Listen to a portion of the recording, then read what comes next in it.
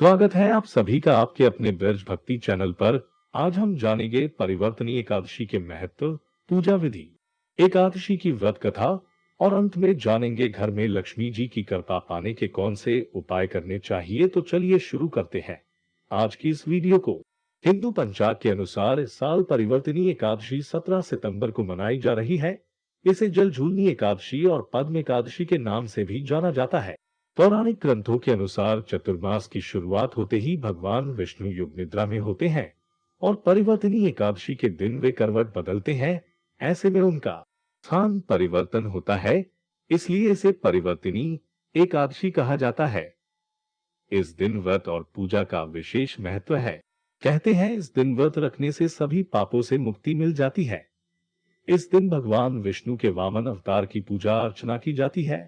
एकादशी का व्रत दशमी के दिन सूर्यास्त के बाद से शुरू होकर एकादशी के अगले दिन सूर्योदय के बाद समाप्त होता है। सभी व्रतों में से सबसे कठिन व्रतों में से एक माना जाता है एकादशी व्रत को। परिवर्तनीय एकादशी पूजा विधि। धार्मिक दृष्टि से परिवर्तनीय एकादशी का व्रत संकल्प एकादशी के दिन शुभ मुहूर्त में लिया जाता है। ये व्रत दशमी की शाम से सूर्योस्त के बाद से शुरू होकर एकादशी के अगले दिन पारण के समय खोला जाता है। व्रत वाले दिन सबसे पहले सुबह उठकर स्नान कर ले। इसके बाद भगवान की चौकी सजाए। चौकी पर पीले रंग का वस्त्र ढके और भगवान विष्णु की प्रतिमा रखे।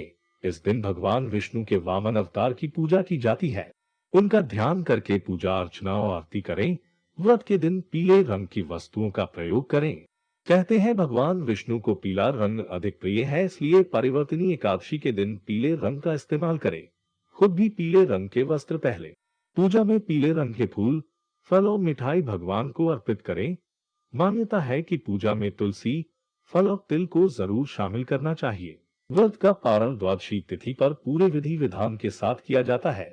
कहते हैं जो भक्त परिवर्तनीय एकादशी का व्रत पूरे विधि विधान के साथ रखता है, उसकी सारी मनोकामनाएं पूर्ण होती है और पापों से मुक्ति मिलती है। परिवर्तनीय एकादशी कथा। महाभारत में भी श्री कृष्ण ने अर्जुन को एकादशी के व्रत के महात्म्य के बारे में बताते हुए व्रत की कथा सुनाई थी और साथ ही एकादशी का व्रत रखने को भी कहा था। कथा के अनुसार त्रेतायुग में बलि नाम का असुर था।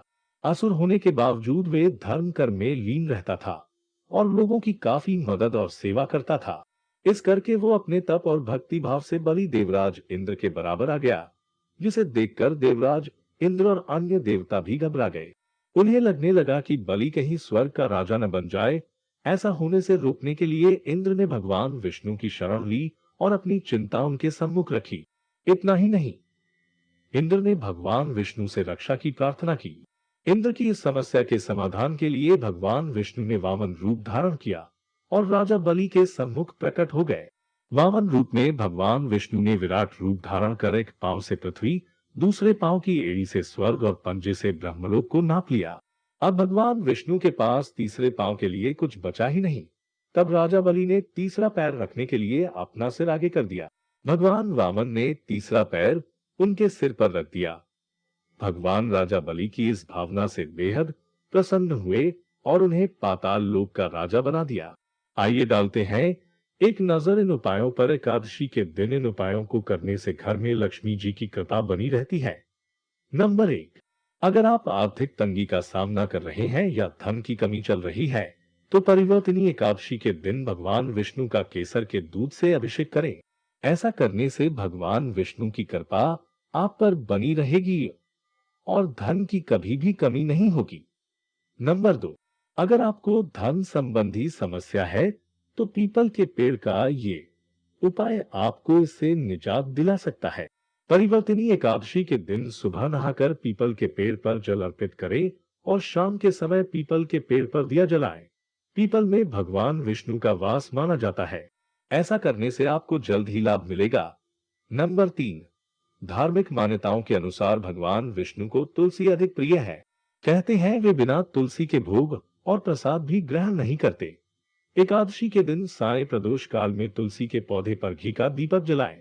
ऐसा करने से भगवान विष्णु की कृपा बनी रहती है और धन की कभी कमी नहीं होती। नंबर 4, इसलिए एकादशी के दिन सुबह स्नान आदि करके कुछ खाने से पहले लाल गाय को हरा चारा खिलाने से दरिद्रता दूर होती है। नंबर 5, परिवर्तनी एकादशी के दिन दान का भी विशेष महत्व है। इस दिन गेहूं, धन, फल, वस्त्र और सिंदूर का दान करने से कर्ज से मुक्ति मिलती है। लेकिन ये दान किसी जरूरतमंद व्यक्ति को ही किया जाना चाहिए।